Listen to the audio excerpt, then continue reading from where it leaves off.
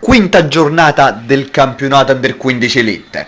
Un saluto dall'Anco Marzio, da Simone Belardinelli, qui per Ostiamare Ottavia. Il direttore di gara di oggi è il signor De Matteo della sezione di Aprilia.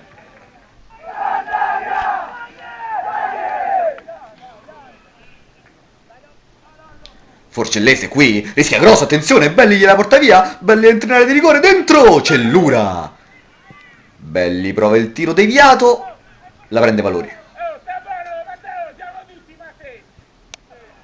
Ferrara è tutto solo, si presenta in area, alto, ma che errore clamoroso.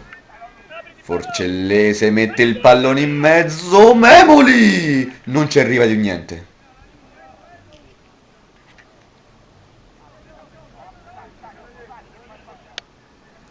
Attenzione qui, Memoli è solo! Emanuele, che intervento in uscita! Dall'altra parte il pallone in mezzo per Salvi di testa! Alto!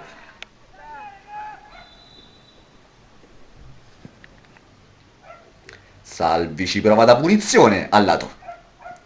Attenzione, il tiro, ribattuto palle da Valori, ecco Montegrande che segna! Ma l'arbitro dice che è tutto irregolare, fuori gioco.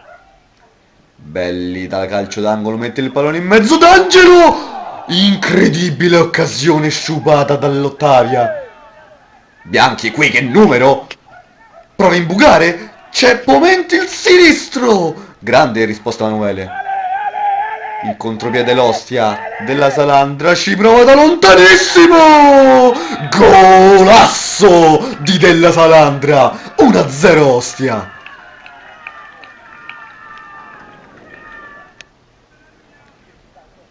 Belli da calcio di punizione mette il pallone in aria, una mischia, D'Angelo in semirovesciata, traversa clamorosa, che occasione,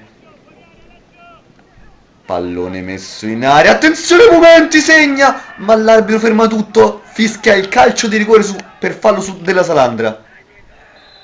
Barrotta va a lui, Emanuele palo, Momenti traversa, incredibile occasione sciupata per l'Ostia.